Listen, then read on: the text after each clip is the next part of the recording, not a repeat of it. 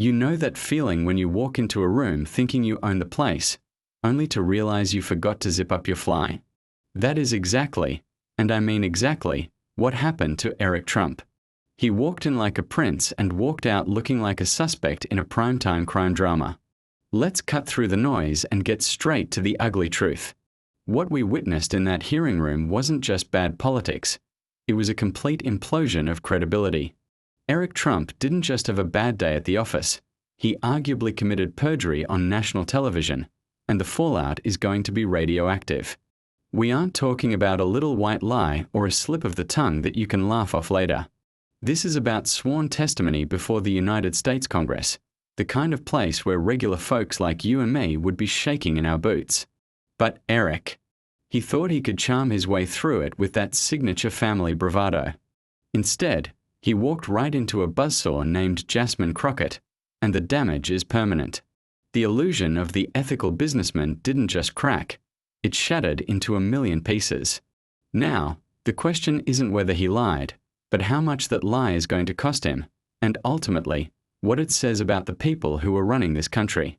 Let's rewind the tape for a second and look at the setup, because you have to appreciate the audacity of the grift before you can enjoy the takedown. Eric sat there, buttoned up, hair slicked back, projecting this image of the dutiful son and the brilliant corporate steward. He looked the part, I'll give him that. He wanted us to believe that while his father was sitting in the Oval Office, holding the highest power in the land, the family business was operating like a monastery. He looked those committee members in the eye and swore, under oath, mind you, that the Trump Organization had ceased all new international business deals. He sold it hard. He told us they were cleaning up their act, stepping away from foreign entanglements to avoid any conflicts of interest. It sounds noble, doesn't it? It's exactly what you would expect from a patriotic family putting the country first. But here is the kicker. In the real world, where the rest of us live, actions actually have to match words. For the folks watching at home, especially those of you who have run small businesses or managed a household budget for 40 years, you know a hustle when you see one. You know that when someone promises you the moon while holding their hand behind their back, you better check your wallet. Comment, subscribe, and hit that notification bell right now so you don't miss our next video where we expose more of these Capitol Hill games. You deserve the truth. So, there he is, painting this picture of absolute integrity. He claimed they turned down millions, maybe billions, just to keep everything above board. He was selling the idea that the presidency was a financial sacrifice for them, a burden they bore for the good of the American people. It was a beautiful story, really. It was the kind of story that makes you want to stand up and salute. But there was just one massive, glaring problem with this narrative. It was completely fabricated. See, this is where the arrogance comes in. They think we aren't paying attention. They think because they wear Italian suits and fly on private jets, the rules of gravity don't apply to them. But facts are stubborn things. While Eric was testifying about how clean their operations were, reality was waiting just around the corner with a baseball bat. The truth is, the wheels of commerce never stopped turning for the Trump Organization. They didn't pause for a heartbeat. We are talking about a global operation that thrives on expansion, on licensing, on plastering that name on every shiny building they can find. The idea that they would just hit the pause button because of ethical concerns? That's laughable. And why does this matter to you? Why should a retired teacher in Florida or a veteran in Ohio care about Eric Trump's business deals? I'll tell you why. Because when leadership is for sale, your security is the currency. If the people running the show are beholden to foreign cash, to investors in countries that don't share our values, then who are they really working for? Are they working for the American senior citizen trying to keep up with inflation? Or are they working for the guy writing the check in a foreign capital? This is about national security, plain and simple. We have laws about emoluments and conflicts of interest for a reason. They aren't just suggestions. They are the guardrails that keep our republic from turning into a banana republic. When Eric sat there and claimed they stopped foreign deals, he wasn't just lying about a business transaction. He was trying to cover up the potential selling of influence. He was trying to hide the fact that the presidency might have been used as the ultimate marketing tool. And let's be honest, we have all seen the headlines. We have seen the suspicious influx of cash, the properties being bought up by anonymous LLCs. We aren't stupid. We know that in the high-stakes world of real estate, money talks and ethics usually walk. But Eric thought he could brazen it out. He thought his last name was a shield that would protect him from scrutiny. He forgot that in a congressional hearing, you are actually supposed to tell the truth. It's almost insulting, isn't it? It insults the intelligence of every hard-working American who follows the rules. You pay your taxes, you obey the speed limit, you file your paperwork on time. If you lie to the IRS, you get audited. If you lie to a judge, you go to jail. But these guys? They treat perjury like a negotiating tactic. They think the truth is whatever they say it is in the moment. Well, that strategy works great at a country club mixer, but it falls apart pretty quickly when you are facing someone who has done their homework. And boy, did the Oversight Committee do their homework. The tension in that room was palpable. You could see the confidence starting to waver, just a little bit, around the edges.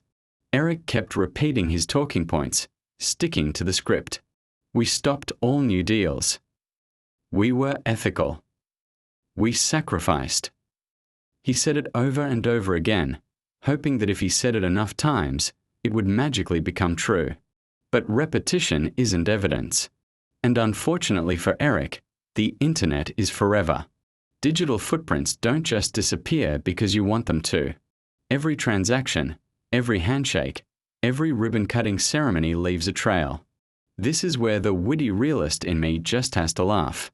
Imagine thinking you can lie about international business deals in the age of smartphones and social media. It's like trying to sneak an elephant into a library and hoping nobody notices. The level of delusion required to attempt this cover-up is staggering. It speaks to a fundamental disconnect from reality. They are so used to creating their own narrative that they forgot the rest of us live in the real world. We are just getting started with the evidence. Make sure you comment below. Do you think business owners should be held accountable for lying to Congress? Subscribe and hit the bell to join the conversation. So, the stage was set. The trap was laid. Eric had walked right into the middle of the room, puffed out his chest, and delivered a whopper of a lie. He thought he was in the clear. He thought he had outsmarted them. But he didn't see what was coming. He didn't see the binder full of documents sitting on the other side of the aisle.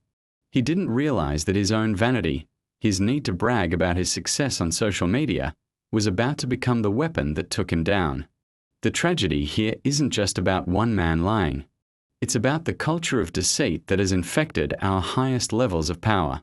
It's about the belief that you can get away with anything if you are rich enough and loud enough. But on this day, in that hearing room, the bill finally came due. The ethical businessman costume was about to be ripped off, revealing the ugly machinery underneath. And let me tell you, it wasn't a pretty sight. We are about to walk through the specific evidence that turned this hearing from a boring procedural event into a courtroom drama.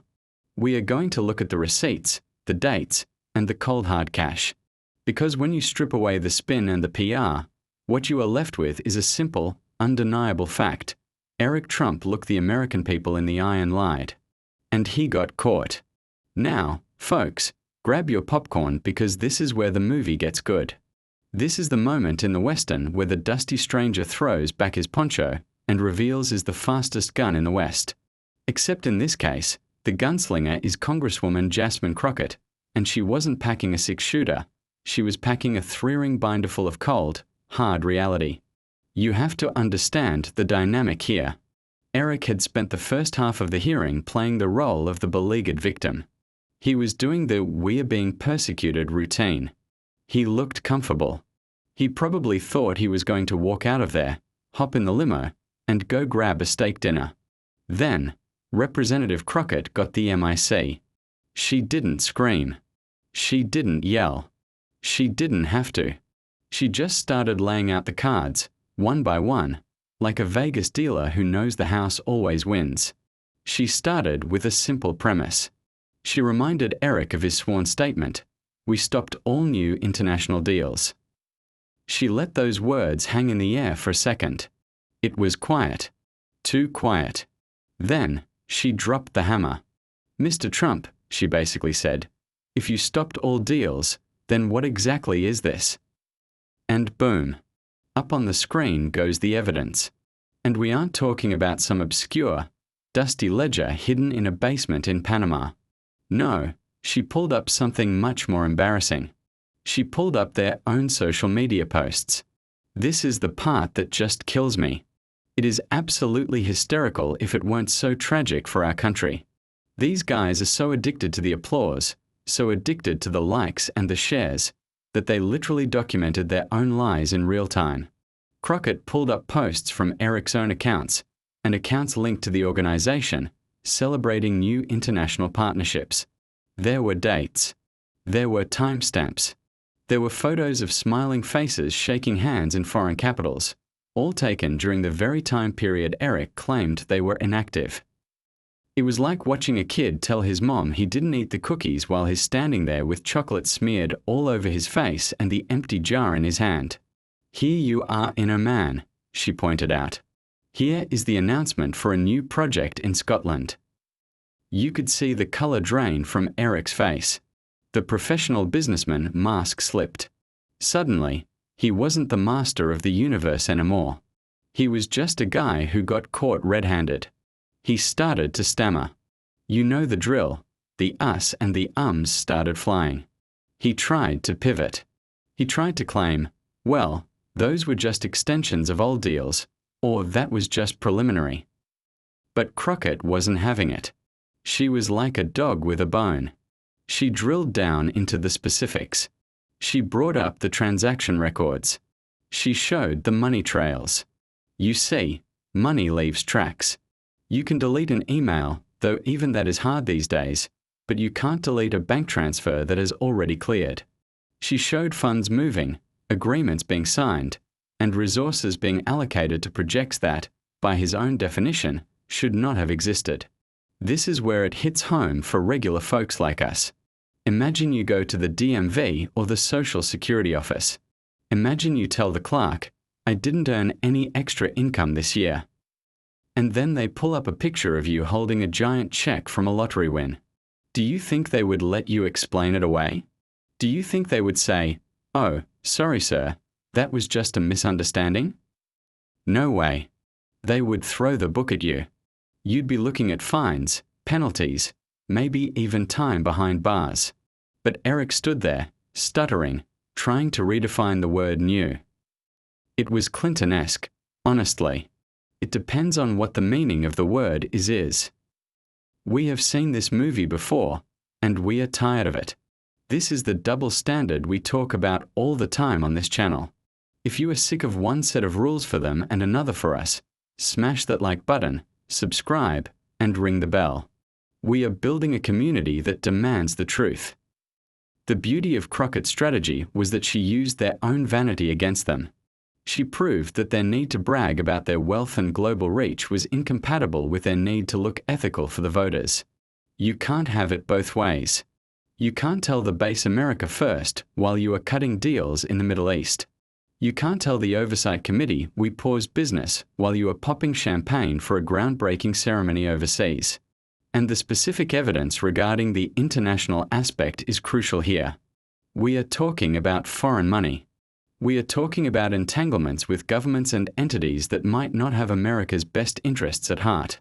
When Crockett laid out those transaction records, she wasn't just proving a lie, she was exposing a vulnerability. If a president's family business is dependent on the good graces of foreign actors, that is a leverage point. That is a national security risk. For those of us over 60 who remember the Cold War, who remember when we took national sovereignty seriously, this is terrifying. We don't want our leaders owing favors to anyone but the American voter. Eric's reaction was the final nail in the coffin. If he had an honest explanation, he would have given it. He would have been firm. He would have been clear. Instead, he got defensive. He got angry. He started attacking the process. He started attacking the Congresswoman. It's the classic defense mechanism of the guilty. When you can't argue the facts, you attack the accuser. He tried to make it about politics. This is a witch hunt. You're just trying to make my father look bad. But the documents on the screen didn't care about politics. A bank statement doesn't have a political party. A timestamp on a tweet doesn't care who you voted for. They just are. And that is why this moment went viral. That is why it's being played all over the world. It wasn't just a political debate. It was a reality check. It was the moment the business genius myth met the reality of the paper trail. The visuals were devastating. On one side, you have a prepared, sharp, factual presentation. On the other, you have a sweating, stammering heir to an empire, realizing that his word isn't worth the paper it's printed on. It completely destroyed the narrative that the family had sacrificed financially for the presidency. Sacrifice?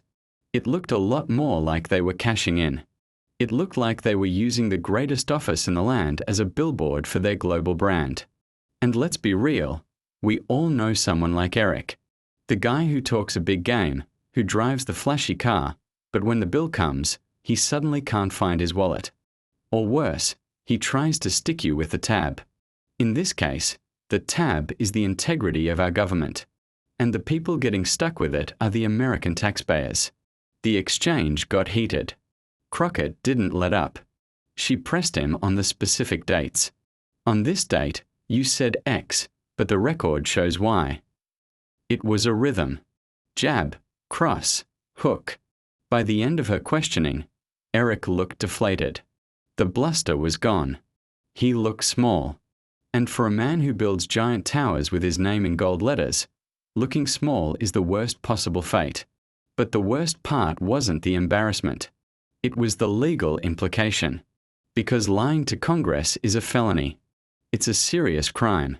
And when you combine that with the other things that came up, the questions about previous fraud convictions, the questions about the hush money checks, you start to see a pattern. This wasn't a one-off mistake. This is a lifestyle. A lifestyle built on bending the truth until it breaks. We are going to dig into those other charges in a minute. The fraud, the hush money, the really dark stuff. Because the no new deals lie was just the tip of the iceberg. But let's just pause and appreciate the sheer incompetence of it. To lie about something that you yourself posted on the internet? That takes a special kind of arrogance. It assumes that we are all blind, deaf, and dumb. Well, Congresswoman Crockett proved that we are not. And frankly, it's about time someone did. If the lie about new deals was the appetizer, folks, what came next was the main course, and it was tough to swallow. You see, lying about a hotel deal in Scotland is bad enough. But Jasmine Crockett wasn't done. She pivoted to the stuff that actually sends people to prison. We aren't just talking about broken promises anymore. We are talking about broken laws. First off, let's talk about the elephant in the room, the fraud. Eric was sitting there trying to lecture Congress on business ethics, while his own family organization had just been dragged through the mud in New York courts. He was grilled about previous fraud convictions. Think about the irony of that. A man representing an organization found liable for persistent fraud is sitting there, under oath, telling us to trust him. It's like a fox testifying on henhouse security. The committee brought up the fact that the Trump organization was found guilty of running a years-long tax fraud scheme. They cooked the books. They gave out off-the-books perks, cars, apartments, school tuition, to avoid paying taxes. Now, I want you to think about your own taxes for a second. Think about sitting at your kitchen table, surrounded by receipts, worried that if you make a mistake of $50, the IRS is going to come knocking. You play by the rules because you have to. You pay your share because it's the law. But Eric, the organization he helps run, treated the tax code like a suggestion box. And when pressed on this, the arrogance was breathtaking. He tried to distance himself. I wasn't involved in that. That was the accountants. I didn't know. The I didn't know defense. The oldest trick in the book. You mean to tell me you are the executive vice president of a global company, but you have no idea how your top executives are being paid? You either knew and you are lying, or you didn't know and you are incompetent. Which is it, Eric? And then came the checks. The infamous hush money checks. This is where the story gets really seedy. We all know the saga. The payments made to silence an adult film star right before an election. It's the kind of thing you expect in a cheap tabloid, not in the Oval Office. But here is the kicker. Eric's signature was on some of those checks. Let that sink in. He signed the checks. And yet, he sat there and acted like he was completely detached from the dirty work. He wants us to believe his hand just accidentally slipped and signed a check for illegal reimbursement. Crockett didn't let him slide. She connected the dots. She showed that this wasn't just about one man's indiscretion. It was a family operation. The business was the piggy bank for their political ambitions and their personal cover-ups. We are exposing the truth that the mainstream media is too afraid to touch. If you believe in law and order for everyone, not just the poor, hit that subscribe button and turn on notifications. We need your voice in the comments. But wait, it gets worse. And this is the part that should keep every patriotic American awake at night. We have to talk about the money, specifically, the foreign money. During the hearing, questions were raised about the massive, unexplained increase in wealth and the influx of foreign investment that seemed to magically appear. We are talking about billions of dollars. Where did it come from?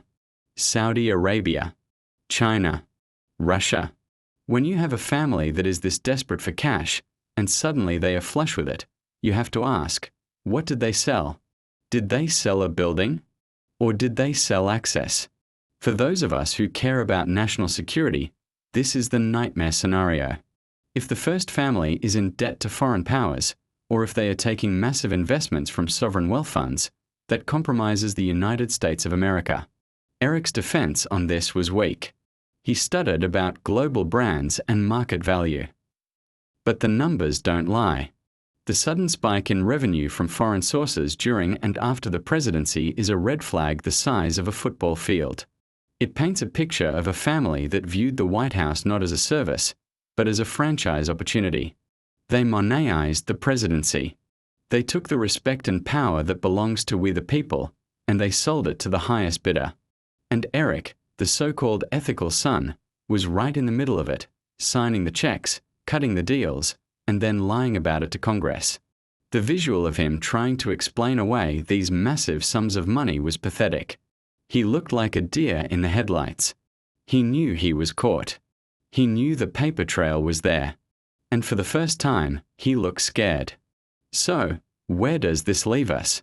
Eric Trump walked into that hearing room thinking he was untouchable. He walked out with a target on his back.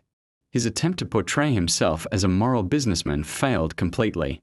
Jasmine Crockett didn't just poke holes in his story, she tore the whole thing down.